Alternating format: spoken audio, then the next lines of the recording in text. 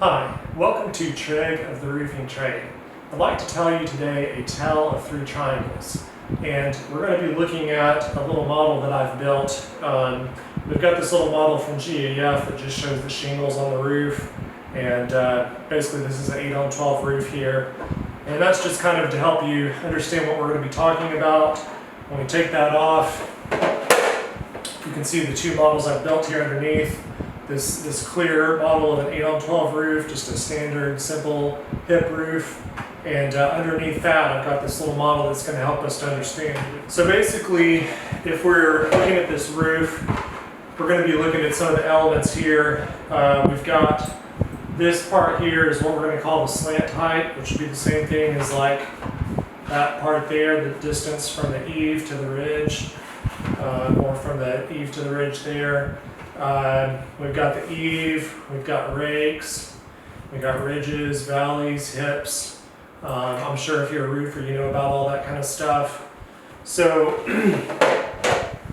when we're talking about a roof, we generally talk about it as being a certain pitch, like 8-on-12 or 4-on-12 or 12-on-12. So that's the first triangle. And if we're looking at our model here, we've got this little cutout, and for this roof, that would be like this triangle here. So perhaps I would do better to put it under here. And you can see there, basically where that triangle is coming out from. It's kind of right along there. There's the height, there's the run, and there's the diagonal. And that height relative to this run is what gives us our slant slope, like 8-on-12 or whatever. So that would be like 8 feet of rise for every 12 feet of run. And so I'm just going to call that triangle 1. We have another couple of triangles that you may not really think about much as a roofer. We have triangle 3 over here, which is going to be the hip, the triangle created by this hip being the diagonal and then going straight down for the rise. And then that right along here, right along that base would be the run. And so that would be triangle 3. So if you had an 8-on-12 roof, triangle 3 would be 5 and 11/16 on 12. If you could just walk right along that line of that hip, that's what you'd be walking on, 5 and 11/16 on 12. But we also have another triangle, what I'm calling triangle 2, which is a little bit difficult to visualize, but if you're looking at the roof here, you take this distance from here to this center point as you run, let's say that's 15 feet, and then you take the distance from here up to the top, which would be 18 feet for a 12-on-12, for an 8-on-12. And then this diagonal, take the hip as the diagonal, then you end up with this triangle number 2 that actually, I'll stand it up for you, just like that right there, run, rise, diagonal. It's going to have a slope of 14 and 7/16 on 12. If the regular roof is 8-on-12, triangle 1 is 8-on-12. So, and I actually have a table that I've created on my article, How to Measure for a Re-Roof, that actually lists all of the slopes for triangles 2 and triangles 3 based on triangle 1, or based on the standard slope of your roof. An interesting thing about triangle 2 is that it's always going to be greater than 12-on-12. It's always going to be something a little greater than 45 degrees, or a good bit more than 45 degrees, unless you were to have a flat roof. If you had a completely flat roof, then triangle 2 would be exactly 12-on-12. But you practically never run into a situation where you have a completely flat roof, so triangle 2 is pretty much always going to be a little bit, or a substantial amount greater than a 12-on-12. Something greater than 12-on-12, in our case 14 and 7/16 on 12. But for a lot of your common roof pitches like 4-on-12, 8-on-12, 12-on-12 for triangle 1, this triangle 2 is going to be a little bit more than a 12-on-12. It's not going to be a whole lot more, but it's going to be somewhat more than a 12-on-12. And so basically what you can do with this is you can use your knowledge of that to find, let's say you forgot to measure the length of this hip, or you forgot to get the slant height, or you don't know what this run is. you've got 1 or 2 missing measurements here and there, then you can use the slope of that triangle 2 to enable you to calculate those missing measurements.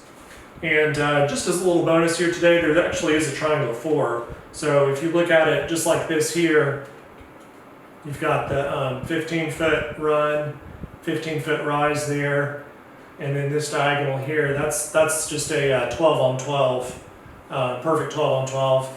The only case where that would not be a 12 on 12 is if you have a switch pitch, where, for example, this roof slope here is a 12 on 12, and this one here is an 8 on 12, or something like that, where you're actually going to have something other than a 45-degree angle created by that.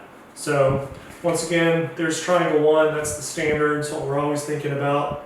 For a 15-foot run, you get 10-foot rise, 18-foot diagonal, 8 on 12 slope.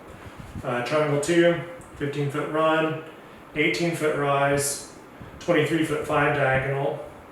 It gives you a 14 7/16 on 12. Triangle 3, the triangle underneath your hip, we have 21-foot 2 run, we have a 10-foot rise, we have a 23-foot 5 diagonal.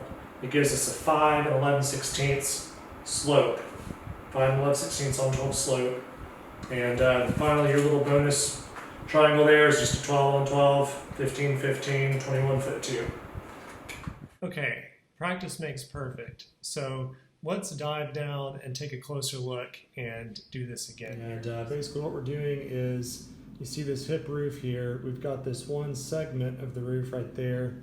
If you can imagine just pulling that 3D chunk out and setting it down, that's essentially what we've done with this little model right here.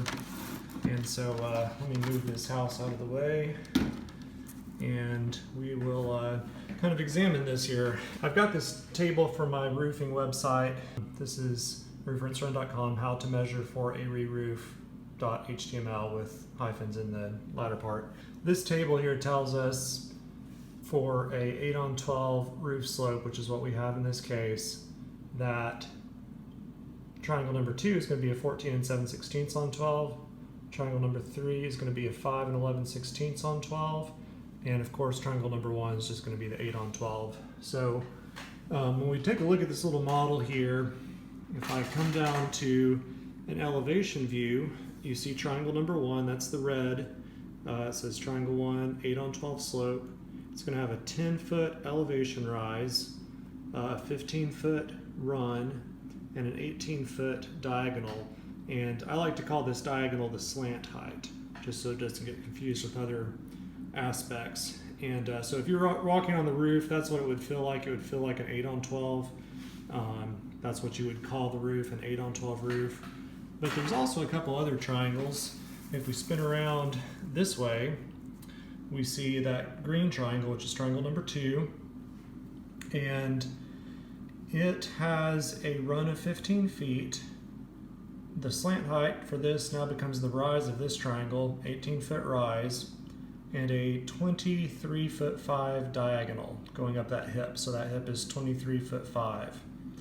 And this triangle here, triangle number 2, has a slope of 14 7/16 on 12. Now that's basically if we were to take this and stand it upright, just rotate it up just enough where it's just straight upright, then you can see how the green text there, run, rise, diagonal, is just like you would expect, and that's the 14 7/16 number, and that's very helpful for finding unknowns when you're measuring a roof. But there's also a third triangle, and that's the blue one that's kind of hidden there in the back, and that's running from the tip of the roof up there down to the corner, and also running down to the base. And it says triangle number 3. It's got a slope of 5 11/16 on 12. That's why if you're walking up a roof, it feels easier than walking on the body of the roof, because a hip and the valley would be the same slope here as well. They're a lesser slope than the body of the roof. Again, the diagonal is 23-foot 5 inch. The base is a little bit hard to see, but it's 21'2" on the run there on that base. We could come down to elevation view so it makes more sense. And the blue text there, 10-foot rise. So that's kind of like 3 different triangles. Now you could say that there's 4 triangles because there is one at the base. So if we were a bird and we were flying overhead, we would see that black triangle 4, which has a 12-on-12 slope. There's the 15-foot run, 15-foot rise, and 21'2" diagonal.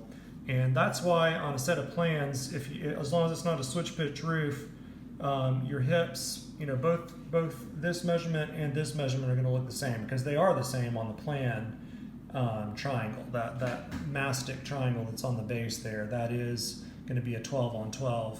But the actual roof surface triangle 2, that number is not the same. 15-foot, it's 18-foot there, it's longer. And so there you have 3 or 4 triangles depending on how you look at it. And this table here is really helpful. I'm always going back to it. There's the triangle 1 right there. That's what everybody refers to on roof slope. Here's triangle number 2. That's useful for finding an unknown valley length or hip length or really about anything that you need. And then the third triangle there is going to be, that's going to be the triangle number 3, which was what it would feel like to walk on a hip or a valley. So all those measurements are pretty helpful.